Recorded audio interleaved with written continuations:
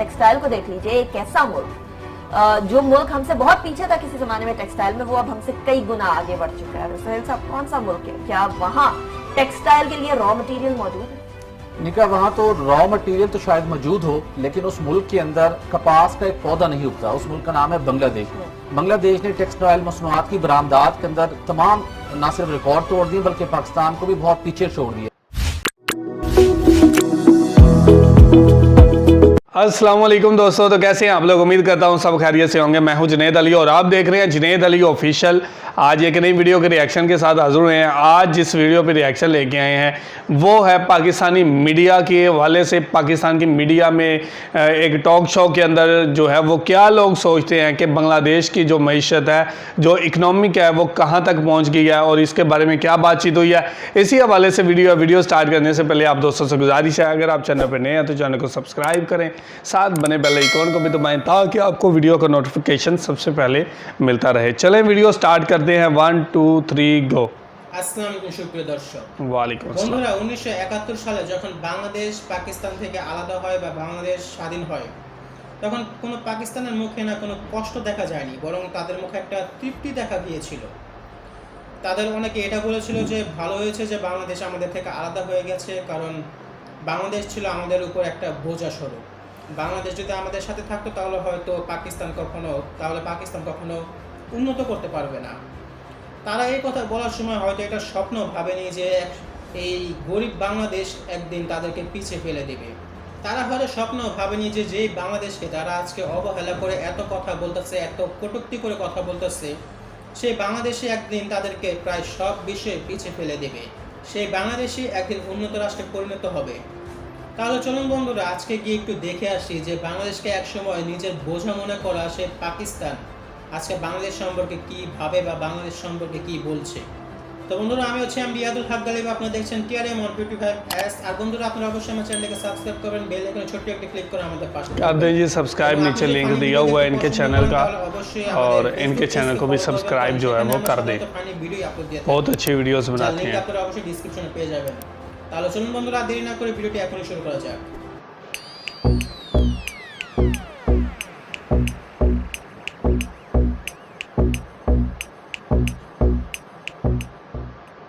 बल्कि इसके साथ साथ बिजली इंतहाई महंगी भी है।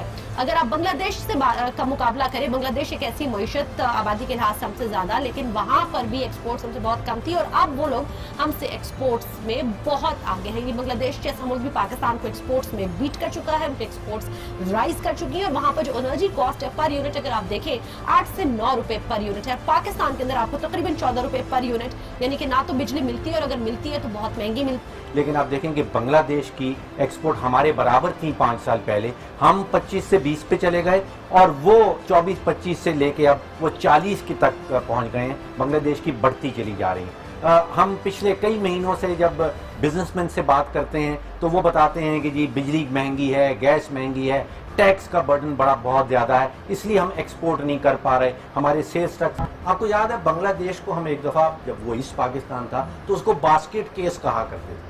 सब आज बांग्लादेश की एक्सपोर्ट $37 बिलियन की है और हम $20 बिलियन से ऊपर नहीं जा पा रहे। ये वैसे देखिए, ये बायसे शर्म है। हम कौन कौन सी तोहमत अपने बंगाली भाइयों और बहनों पे नहीं लगाते थे कि ये पता नहीं क्या है, ये तो सिर्फ पॉपुलेशन इंक्रीज ही कर सकते हैं और जो है इनकी कोई सलाहियत नहीं है।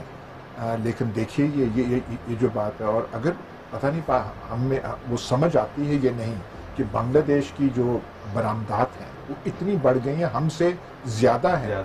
मेरे ख्याल आम पाकिस्तानी, और हम भी आम पाकिस्तानी हैं, हमें समझने में मुश्किल है कि ये कैसे हो गया। भाई बांग्लादेश हमसे आगे निकल गया। एक चीज़ और देख लीजिए, जब आज़ाद हुआ था, जब मुल्क की सेपरेशन हुई थी 1971 में, उस वक्त 8 आने का 50 पैसे का एक बंगाली टका मिलता था, आज वो $1 रुपये। एक उन्होंने अपनी पॉपुलेशन का जो ग्रोथ रेट है वो भी कंट्रोल कर लिया। अब हम जो हैं, अब वो एजाज जो है कि हम आबादी बढ़ा रहे हैं वो हम पे जाता है, उन पे नहीं। आलमी रिपोर्ट नजरे करम तो हमारी एक्सपोर्ट्स की तरफ भी नहीं है, और मसला ये है कि दुनिया हमें बता रही है कि आपकी इंपोर्ट्स बढ़ रही हैं, एक्सपोर्ट्स को आप लोगों ने कम किया हुआ, एक्सपोर्ट्स के हवाले से टैक्स रिलीफ दें, एक्सपोर्ट्स को बढ़ाएं, फिनिश प्रोडक्ट्स को बढ़ाएं, रॉ मटेरियल को लेकर जाने के बजाय। लेकिन हमें समझ नहीं आती सबसे ज्यादा एक्सपोर्ट का शोबा हमारा टेक्सटाइल आपके था, और टेक्सटाइल को देख लीजिए, एक ऐसा मुल्क जो मुल्क हमसे बहुत पीछे था किसी जमाने में टेक्सटाइल में, वो अब हमसे कई गुना आगे बढ़ चुका है। सुहेल साहब, कौन सा मुल्क है, क्या वहाँ टेक्सटाइल के लिए रॉ मटेरियल मौजूद है? निका, वहाँ तो रॉ मटेरियल तो शायद मौजूद हो, लेकिन उस मुल्क के अंदर कपास का एक पौधा नहीं उगता। उस मुल्क का नाम है बांग्लादेश। बांग्लादेश ने टेक्सटाइल मसनूआत की बरामदात के अंदर तमाम न सिर्फ रिकॉर्ड तोड़ दिए, बल्कि पाकिस्तान को भी बहुत पीछे छोड़ दिया है। पाकिस्तान दुनिया का वो मुल्क है, चौथा बड़ा मुल्क है जहाँ कपास की पैदावार होती है, लेकिन उसके बावजूद हमारी टेक्सटाइल एक्सपोर्ट की जो उससे आमदन है टेक्सटाइल एक्सपोर्ट से, वो मुसलसल हमारी कम हो रही है। स्टेट बैंक ऑफ पाकिस्तान की रिपोर्ट के मुताबिक रवा माली साल की इब्तदाई 6 माह के दौरान पाकिस्तान की जानिब से टेक्सटाइल मसनूआत की जो बरामदात की गई हैं वो 1 अरब 36 करोड़ डॉलर की हैं। यानी पाकिस्तान ने 6 माह में 1 अरब 36 करोड़ डॉलर कमाए, जबकि बांग्लादेश ने इसी अरसे के दौरान 8 अरब डॉलर कमा लिए टेक्सटाइल मसनूआत से। कहाँ 1 अरब और कहाँ 8 अरब? बुनियादी वजह क्या है वहाँ पर, और पाकिस्तान वहाँ पे लैग कर रहा है, जिसकी वजह से बांग्लादेश ने डिफरेंस क्रिएट कर दिया है। हमें भी GSP प्लस स्टेटस हासिल है, बांग्लादेश को भी हासिल है। बांग्लादेश जो स्टेट बैंक की रिपोर्ट है, इंटरनेशनल ऑब्जर्वर ने भी जिस बात के ऊपर अपनी रैंकिंग दी है, वो ये कहते हैं कि बांग्लादेश ने इसको इतना इफेक्टिवली यूज किया है। उस वक्त जब हमें भी कहा जाता है कि यूरोप के अंदर कीमतें कम हो रही हैं, यूरोप के अंदर डिमांड कम है, जिसकी वजह से हमारी टेक्सटाइल एक्सपोर्ट नहीं बढ़ पा रही, लेकिन उसी माहौल के अंदर बांग्लादेश ने अचीव किया। बांग्लादेश ने ना सिर्फ अपनी प्रोडक्टिविटी बढ़ाई है, उन्होंने वहां पे एक तो environment friendly, investor friendly environment दिया है अपने इन्वेस्टर्स को। उसके बाद जो उन्होंने अपने शोबा था, मशीनरी जदीद लगाई, वहां पर उनकी जो लेबर कॉस्ट है वो कम थी, और उसके साथ साथ उन्होंने जो बिजली की जो सप्लाई थी वो भी अनइंटरप्टेड उनको इंश्योर की, जिसकी वजह से उन्होंने अपनी प्रोडक्शन कास्ट भी कम की और पैदावार में भी इजाफा किया। তো বাংলাদেশকে অবহেলা করে কথা বলা সেই পাকিস্তান আজকে বাংলাদেশের প্রশংসার পঞ্চমুখ। তো বন্ধুরা, ভিডিওটিকে লাস্ট পর্যন্ত দেখার জন্য আপনাদেরকে অনেক ধন্যবাদ, আর আশা করি ভিডিওটি আপনাদের পছন্দ হয়েছে। ভিডিওটি যদি আপনাদের পছন্দ হয়ে থাকে তাহলে অবশ্যই ভিডিওটিকে লাইক দিবেন, আমার চ্যানেলটিকে সাবস্ক্রাইব করবেন, বেল আইকন ছোট্ট একটি ক্লিক করে আমাদের পাশে থাকবেন। तो जी ये थी वीडियो, और आपने देखा कि पाकिस्तान के मीडिया के अंदर अभी आके मईशत के हवाले से टॉक शो हो रहे हैं, उसमें बताया जा रहा है कि बांग्लादेश जो है वो कैसे तरक्की कर गया, कैसे बांग्लादेश ने तरक्की की, दिन रात की मेहनत, और दुनिया में जो एक स्टेटस मिलता है आपको, उसका भरपूर फ़ायदा उठाया। GDP ऐसा कोई है एक, वो इंटरनेशनली मिलता है और स्टेटस होता है, और उसका बहुत ज़्यादा फ़ायदा उठाया, पूरी दुनिया के अंदर अपनी एक्सपोर्ट को जो है वो बढ़ाया, और दुनिया को अपना जो है वो एक लोहा मनवाया गारमेंट्स के अंदर मईशत का। और जब पाकिस्तान 1 अरब डॉलर की जो है वो एक्सपोर्ट करता था, तो बांग्लादेश ने उस टाइम में 8 अरब डॉलर की जो है वो एक्सपोर्ट की थी। ये बहुत बड़ी बात है, और एक वो मुल्क जिसके मुल्क के अंदर एक कपास का पौधा नहीं उगता, और उसका इतना ज़्यादा तरक्की करना। हमारे इधर तो कपास भी है, धागा भी, हर चीज़ मिलती है, लेकिन फिर भी इसके बावजूद हम लोग तरक्की में इतनी रफ्तार पीछे हैं, इतनी रफ्तार पीछे हैं कि आज हमें बांग्लादेश बनने में भी 10 साल लग जाएंगे, और जब तक हम लोग बांग्लादेश के बराबर पहुंचेंगे तो बांग्लादेश की स्पीड का आप अंदाज़ा लगाएं कि वो कहां तक पहुंच सकता है 10 सालों में। और 10 साल के बाद जो है वो कंपेयर जो है वो, मैं तो समझता हूँ कि अभी नहीं बनता तो 10 साल के बाद क्या कंपेयर करेंगे।